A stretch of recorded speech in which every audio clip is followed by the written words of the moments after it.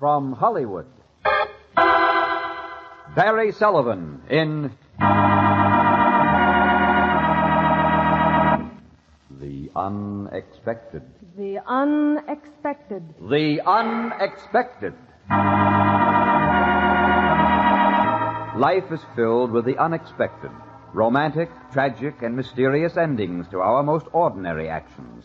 Dreams come true, or dreams are shattered by sudden twists of fate in The Unexpected. But first, a word from your announcer.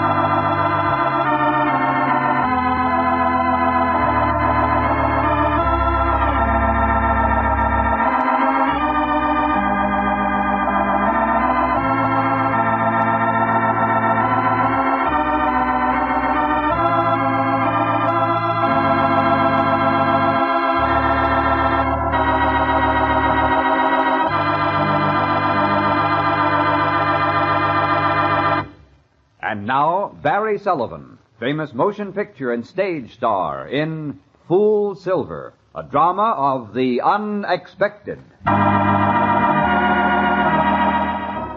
shaded my eyes from the sun and looked hard to make sure it wasn't a mirage. Little spirals of dust obscured my view, and the streets glistened in the bright sunlight, and the metropolis of Peerless, Nevada was real enough. Yet there was something wrong with what I saw. I felt it. I knew it, but I couldn't put my finger on it. And then it hit me. There wasn't anyone in sight. Not a soul on the streets or in the houses. The whole town was deserted and dead. Hello? Hello? Hello? Hello? Hello? Hello? Anybody around here? Around here? Hello? Hello? Only echoes answered me, rising and falling through the chinks in the ramshackle buildings like the wail of a lonesome coyote. My flesh began to crawl. This was a ghost town. Then I shrugged. I didn't have time to stand around seeing spirits. I had a heavy date with a roulette wheel in Vegas, and she was a jealous mistress. I picked up a water pail and lugged it toward the deserted saloon. I figured there might be enough watered whiskey left to keep my radiator perking for at least a few more miles.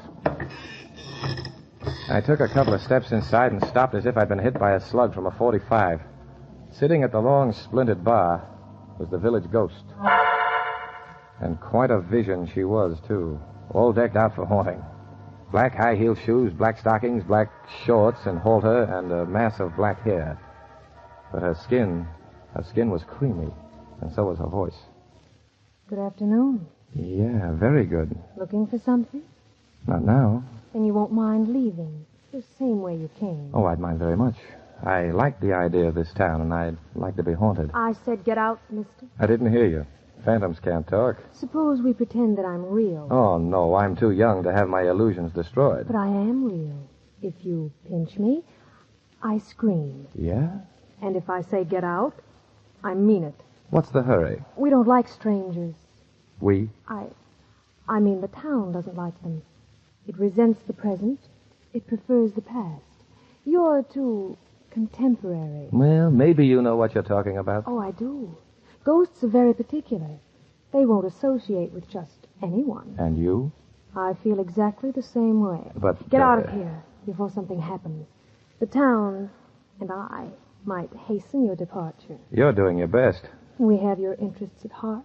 I should say there was something very odd going on around here. I should say that you shouldn't get involved in it. You could be right. I am. Very right. So, it was nice to have met you. Sorry you can't stay, and good afternoon.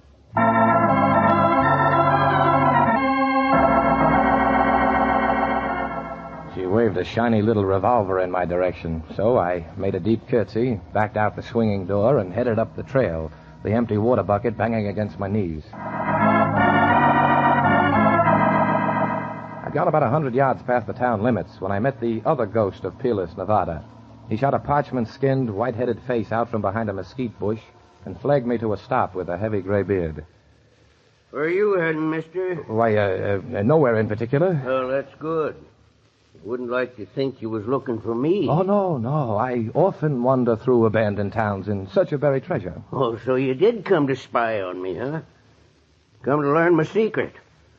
Well, young fella, it won't work, 'cause I'm too smart for you. Indeed? Yeah, it's just like 'em. As soon as I made a strike, they're all ready to cash in on my claim. They laughed at me for 20 years. They wouldn't give me a nickel's worth of help. Now the vultures come swooping down.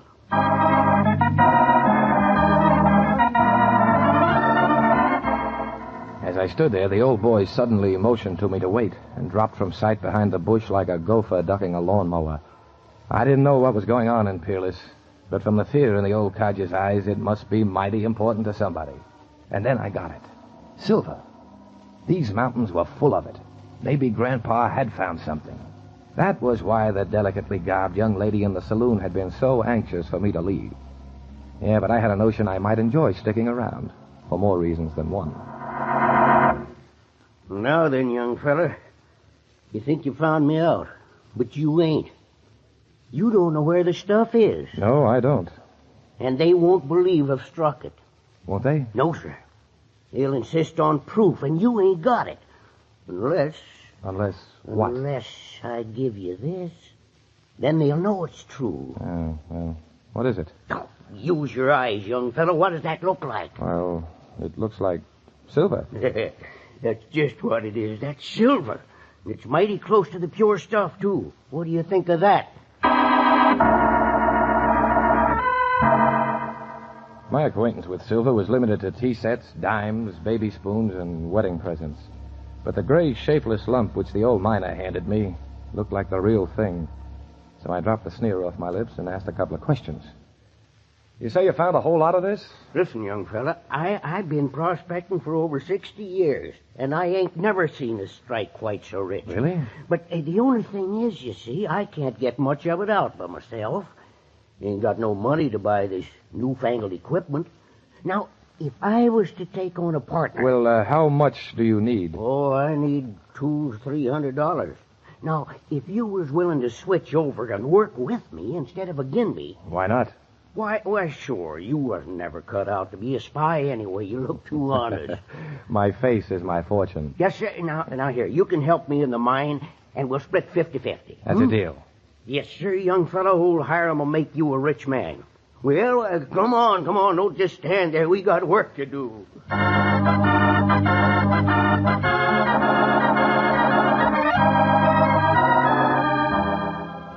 As I followed Hiram through the hollow caves of the old mine, I did some fast mental gymnastics. I'd work with him like he said. Only when the time came to sell the ore, I'd just collect the fee for myself. Then I'd stake out a legal claim to the old Peerless setup in my own name. Hiram could take his mule and go prospecting somewhere else. And I'd make a quick change from gentleman gambler to millionaire.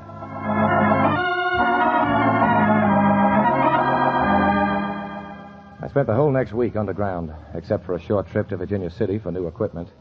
By day, I hacked at the rock wall till my hands were covered with calluses. By night, I loaded ore into the old mine cars to bring them to the surface. And day and night, I listened to Hiram jabber about that time when Peerless was a boomtown.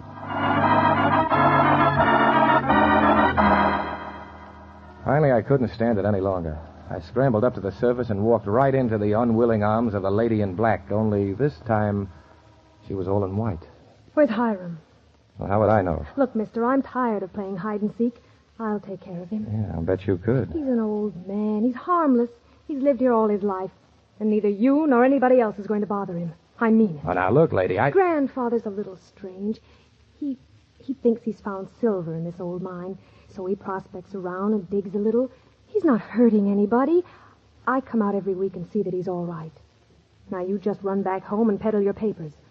I'll take care of Hiram. Say, are you trying to tell me that the old guy is... I told you, he's just a little odd. Yeah, but the silver... He didn't talk you into believing that, did he? Oh, no. No, of course not. Only the stuff he digs up. What is it? Lead ore. You know, they call it fool silver. Very low grade, practically worthless. Lead ore. Sure. Well, you can tell at a glance. But I let Hiram think it's silver. Keeps him happier that way. Of course, nobody would ever be foolish enough to believe that he really had made a strike. Now, would they? No. Nobody could be that foolish. Nobody in the whole wide world.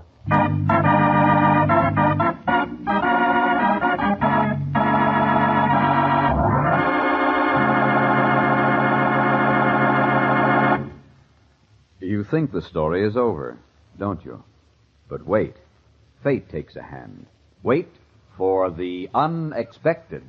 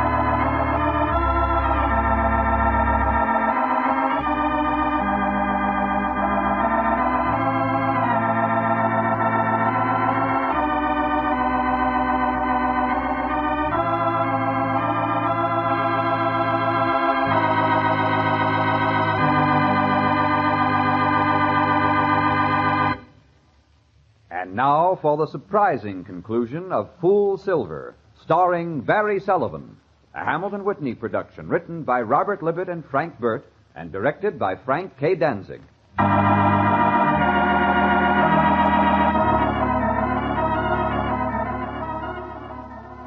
Well, I'd played a long shot and lost. It had happened before, but I didn't like the way Hiram's granddaughter smirked at me as she drew the picture. So I bade her a sad farewell, jumped in my car, and sped into the setting sun.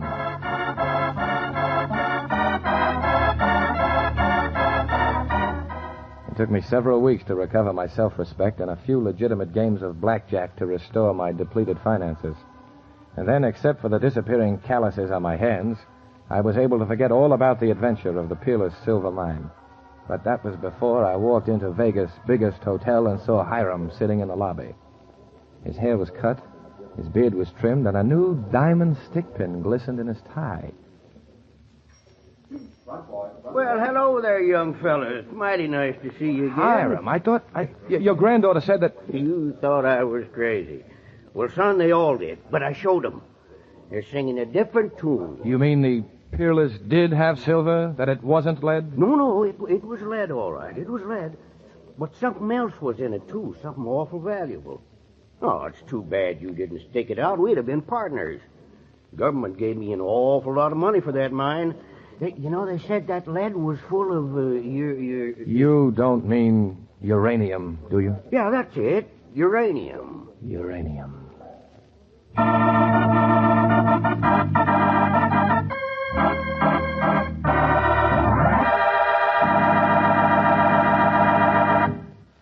Fool Silver starred Barry Sullivan. Listen soon for another of your favorite motion picture stars in a drama of the unexpected.